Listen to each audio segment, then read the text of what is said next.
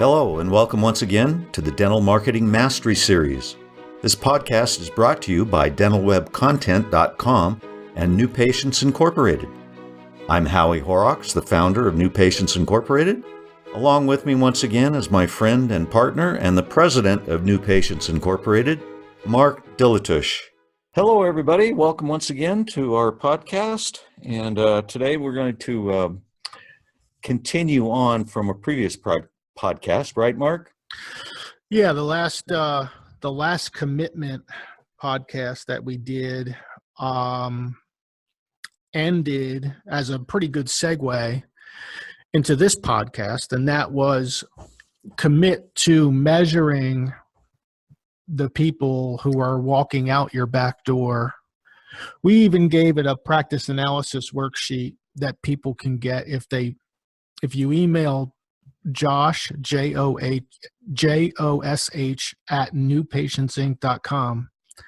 Just ask Josh for the practice analysis worksheet, and he'll email it over to you. But one of the commitments we were asking everyone was to pay attention to your front door, your new patients, but also pay attention and measure the patients leaving your back door so that you can determine whether you're growing or shrinking.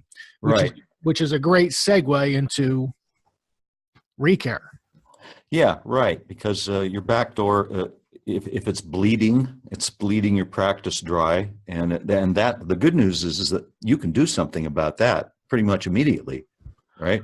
Yeah, it's something that almost everybody has at least some level of control over. It's not something that you have to seek out hundreds of thousands of dollars worth of consulting advice to fix. It's something that is also, I'm not going to say mostly automated, but I'm going to say largely automated now. So I guess we'll just go. There's going to be a discussion about this on our Facebook forum. I'm not sure if everybody's aware, but Dental Marketing Mastery Community, if you search for that group in Facebook, Dental Marketing Mastery Community, and just click join, we'll get you in, and you can continue on the conversation, sort of like the conversations that happen after some television shows on HBO. Anyway, okay, so recall, how to impact it, how to fix it if it's broke. So let's start at the very beginning where we left off at the last commitment. We wanted you to measure your new patients each month, and we wanted you to measure that against the existing patients who are overdue on recare, and we wanted you to keep that list going. Measure it the same day every month, or about the same day every month. Jot it into a spreadsheet, and we gave you the spreadsheet. That's the practice analysis worksheet. And those two numbers will, out of all the numbers that you track in a dental practice on a monthly basis, almost even more than revenues and collections and production and insurance write-offs and all those other numbers, if you measure new patients in versus existing patients out over the long haul on a rolling 6-month average, you can pretty much predict what's going to happen in a dental practice and into the future. It is, and it's really simple to do. So when we say closing the back door, there's really almost everything is involved in closing the back door. The best way to close the back door is to make sure that you are promoting dentistry based on the benefits of today's dentistry, your conveniences, your technologies. In other words, how are you getting the patient through your front door? What are you saying to them? Are you saying, here's the best deal I can offer this month? Or are you saying, here's some really cool things about today's dentistry. If you're interested, come and see us. Yeah, here are some solutions to problems you might be having. Right. Well, you or maybe your mom and dad or your kids or your snoring husband, whatever. Right. Okay. That's a problem. Snoring husband's a problem. That's right. Okay. So that's the first way you fix the back door. Because if you're promoting dentistry based primarily on a price incentive, if your offer is your best foot forward, you have no feet, as my business partner has said for all these years. It's my favorite saying of Howie's. If that's true, then you're actually creating your own problem. Yeah, it's a race to the bottom at that point. Right. And those patients are notoriously poor at retaining. You know, you have 70% less probability of retaining a patient brought in on a price incentive than you do with one that's not. Okay. So the first step to retaining patients through ReCare is promoting your practice properly at the front end. Let's say you already do that. Let's say you already build value in your practice. You're great in the treatment, in the operatory, in the exam chair. Everything's going well. Your hygienist isn't heavy-handed, and everything's going pretty good. And you look at your numbers, and the number of patients leaving the practice is still higher than the number of patients who are coming in. Now, I'm going to stop here because by now, at least a half a dozen of you are sitting there tapping your foot saying, how do I measure that? How do I measure that? How do I measure that? Here's how you measure it. New patients in is measured by number of new patients between two date ranges. It's easy. March 1st, 2017 to March 31st, 2017. Number of new patients. Bam, stick that on a spreadsheet somewhere. Okay. Now, same thing can be true about the number of patients overdue for ReCare. March 1st, 2017 to March 31st, 2017. How many patients were due that month and never came in? Bam, put that on the spreadsheet. Now, as you move forward, what you're going to end up doing is you're going to end up doing annual rolling averages. So if you're filling out the spreadsheet, what you would do is you would take a year back. Let's say March 1st, 2016 to March 1st, 2017, total new patients. Jot that down on the spreadsheet. March 2016 to March 1st, 2017, total number of patients overdue on my ReCare list. Jot that number on the spreadsheet. Do exactly the same thing April 1st, same thing May 1st, same thing June 1st, and pretty soon what you're going to see is you're going to see whether or not there's more people coming in the front door than are going out the back door. The first month it will not be obvious to you. About the third or fourth month that you do this, it will become obvious what's going on. It'll also tell you which way your office is trending. Are you trending up? Are things getting better? Or are you trending down? Are things getting worse? Okay. So that's how you get the numbers and where you put them in the spreadsheet. But how do I impact the back door? How do I make that number lower? Well, we already recognize first step. Promote your practice properly. Don't use only price incentives to promote dentistry. You're just making your own mess. Okay. Second step would be really a question. Are you pre-appointing everyone? Because actually we have a podcast on that. It was done. This is one of my favorite rants. Is we have practices that have unbelievably high numbers coming out the back door and they don't know why. And invariably what we see is we see that they pre-appoint everyone no matter what, and they promote primarily based on price. So what happens if you get 100 new patients a month? You know 70% of them aren't going to be compliant, and you automatically schedule them 6 months out. That's 70 patients your staff has to follow up with that are never going to make it into the schedule, and they're going to blow out your schedule. Okay, that's what happens, right? Well, just to interject something here, Mark, that seems to be a good idea, right? At first, they come in and they get the cleaning, and then you appoint them right then and there. You think you're getting their commitment, but that's a lie. You're not. No, you have no commitment. You have zero commitment. And this got started many years ago. I don't know where it got started, who started it, but well, what happened is it's easy. yeah, So it's really easy to sell something that's easy. Yeah. Okay. Yeah. You say, hey, look, Bob, this is easy. Really? It's easy? Oh, let me try it. Right. Yeah. It is not hard to sell something that's easy, right? So everybody just ran around pre-appointing everybody. Yeah. And then all of a sudden, they look at their hygiene schedule and they, wow, look how full we are. Wow, look how popular we are. Wow, look how everybody loves us, right? Yeah, and then the doctor relaxes. Right. Then it's easy with a little dose of ego, right? and then when the lie becomes apparent, the doctor gets really stressed out. Exactly. Okay. So recall. Here's, and this is not going to be something you solve in a podcast. I'm just going to tell you up front. But I always used to split my patients out A, B, and C.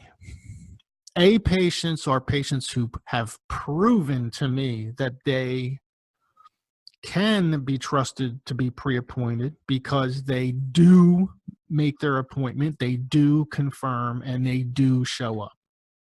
Those are my A patients. I don't have any problem at all pre-appointing every one of my A patients. Because you know what my downside risk is? Almost none, almost nil. Those people deserve to be able to go out into their own schedule, find the best day and time for them, and reserve my time for me and my staff. Those people deserve it because they're loyal. They come in and they care about their mouth more than a deductible or more than a deal, right? So every one of the offices listening to this has a list of A patients.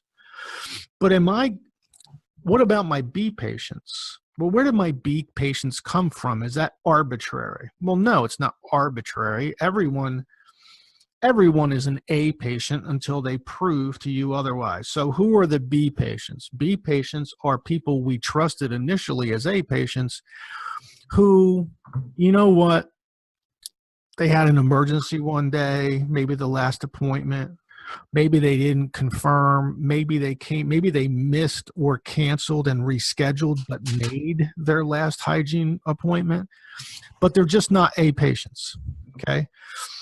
B patients are not going to get pre-appointed. Well, I'm going to let them know that that's a special privilege, and I can get them back there. All they have to do is make and keep their next appointment. But this time, patient Howie, what we're going to do is we're going to send you a card. When you get that card, I'd like you to call, make your appointment for your next cleaning, and if you make that appointment and keep it, then you know what? I'm going to put you back on the pre-appoint list. Okay? All right. Okay, so Howie goes home. He's a little dejected, but it's his fault. It was his behavior that created the problem. It took away something that he valued. It's amazing when you pre-appoint everyone how nobody values it. Yeah. Right? Yeah. It's amazing how much they value it when you take it away. They expect to be able to bag out. Yeah, they're a little entitled, don't you think? Yeah. Okay. So those are my B patients. Now with my B patients, I'm going to send them a recall notice, a postcard, or an email, or a text, however you want to do it, or however you normally do it. About on their 180th day since their last, because I don't want to mess with insurance and I don't want to have my staff look all the time. I'm going to send it out at the 180th day. And a lot of those people are going to respond. And they're going to respond and either they're going to go onto the website and book their appointment there. Hint, hint. That would be cool. Yeah. Right? I wonder how they could do that, but how they could do that, but that's a whole different podcast, right? So, all right. So, and then some of those are going to respond and some of them are not. So then about 30 days later, I'm going to send them another one. And my third one is about 30 days later. And it's always been my favorite. It's a recall notice that basically asks the patient, where would you like us to send your dental records? Yeah. Really? Where would you like us to send your dental records? Because you haven't responded. We don't know where you are. Please give us a call at your earliest convenience. It's amazing how many people respond to that one, right? Oh my God, I got tired. I was in work and I was on vacation and my dog ate and I had grass and I had to cut the grass and whatever. Okay. Excuse. And then I finally call, and then you're going to get a few more there. Now that's going to create C patients. If A patients are wonderfully compliant to our recare system, and B patients are still great people, great patients, they're just, they didn't value our time as much as we had hoped, but that's okay. We're still going to recall them. We're still going to get them in. Maybe they can earn their way back up to A status, right? So what do you think C patients are? C patients are those patients who constantly miss or break their appointment. It's like the weather. You just look outside and there is not Bob. There's not Bob showing up for his next not appointment, right? Or you just cringe when you know Bob is scheduled on a Monday, and before you even drive to the office, when you listen to the voicemail, you're going to hear Bob's voice, and his grandmom's going to die for the 7th year in a row. Okay? So you just know who your C patients are. Everyone listening to this is sitting there shaking their head up and down. Yeah, you're right. I guess I do know who my C patients are. So here's my question to you. Why are you pre-appointing them?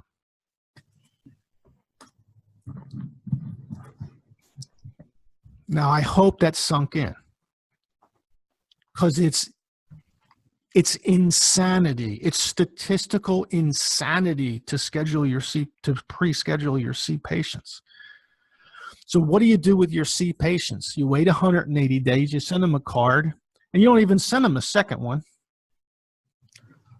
You say, maybe you wait a month and you send them the third card that says, hey, where would you like us to send your dental records?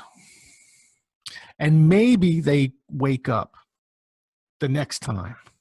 What do you mean, where are you going to send you're my dentist. Oh, well, yeah, we know. We reached out to you 2 or 3 times. We hadn't heard from you. And the last couple of times you made appointments, but you didn't show. So we were wondering if you chose a different dental home. Did you choose a different dental home? Well, no, I didn't choose it. You're my dentist. Well, okay, that's fine. That's wonderful. You see how this conversation should go? Okay. It shouldn't be about you constantly complaining that C patients are breaking their appointments. You knew they were going to break their appointment, or at least you knew there was a really good chance they were going to break their appointment when you rescheduled them. That's how you close your back door. You take control of your recare. You do a great job with your patients. You give them many scheduling opportunities. You give them scheduling conveniences by allowing it online. You make sure they understand that pre-appointment, the ability to pre-schedule with your practice, is something reserved only for them. Not every patient qualifies. And the reason you qualify is because you come in when you're appointed. That's all we ask. You make yourself a practice filled with A's. And if you give away pre-appointment to everyone, the value goes away. So that's the way, or one of the big ways, that you close the back door. Okay? Let me review. Promote dentistry properly. If you use price to promote dentistry to get your new patients, and then you pre-appoint all of them, and you drive your administrative team crazy because all they do is chase around patients who are never going to be compliant to you anyway, well, you've made your bed. Now you lay in it. Yeah, and think about the poor person who has to do all the scheduling, make all those calls. That doing that procedure, the numbers just mount up. Pretty soon, she's on the phone all the time, chasing down patients. Yeah, I get it. I get calls from clients and non-clients. Here's what they say. Man, I cannot keep a hygiene coordinator. Yeah. Really? Wonder why. I wonder why. And then they go through all this hiring, consulting, and, they do the DISC test and they do all the personality. You can do all the personality tests you want. If that poor lady has 2,700 phone calls to make in the amount of time that you employ her, when she can only really make about 300, okay, you're never going to keep anybody there happy. It's a job nobody wants to do anyway. Right. Okay. So here's the bottom line. Stop creating your own mess. Many of you are creating an enormous mess. And it just doesn't have to be. You're not going to lose. If you take away pre-appointment from your patients because they break an appointment, you're not going to lose any of them. Believe me, they're going to want it back. Hey, Howie, what would happen? What golf balls do you use? Titleist? Yeah, usually. Okay, so you go out and you're golfing with your Titleist, and I come up to you at the end of a great round, and I say, Howie, you can't use those golf balls anymore. How much? Now, how much more do you want to use those golf balls? Yeah, well, right. See what I'm saying? It's like if you just take it away, okay. And you can use your own judgment. If somebody really, like some lady starts crying in the hygiene chair, oh my God, I can't use it in my day in my own time. Whatever, use your own judgment. Okay, just don't pre-appoint everyone. It is statistical insanity. So that's the first one was a real rant. This one was really about hygiene and recare and how to organize it and how to automate it and what to do and what messages, how to measure it, and compare it to the number of patients coming in over a long period of time. When we'll get a client survey. A client survey is, if you go to our website, there's a rotating iPad at the top. And if you click that and you answer the questions, our advisory team builds a marketing plan for you and calls you and talks to you about it, and just to see if it's something you might want to do. And, invariably, twice a week, 3 times a week, we get a client survey in from a single doctor who should really only need about 19 to 23 or 24 good quality new patients a month, right? But we'll see, I get 35 new patients a month now, I want 100. Okay. Yeah. And we have a question there that says, what do we need to address immediately? I need to fill my hygiene schedule. Yeah, always. Okay. All right. What's wrong with this picture? You already have twice as many new patients as you need, and you're complaining that hygiene isn't full. Yeah. Why wasn't the first thing you looked at the back door of your practice? And the answer is because you pre-appoint everybody and it's easy and you promote dentistry based on price. Okay. So all of those things converge to create the end result that many of you feel. I hope this podcast opened your eyes to a few of the areas that you could take a deeper look, and maybe this will help. Yeah, that sounds good. Well, thank you everybody for listening in once again. And you know what? We'll be back. We hope you've enjoyed our podcast today. You can find more podcasts on our YouTube channel, on Stitcher, and iTunes. Also on our websites, dentalwebcontent.com and newpatientsinc.com.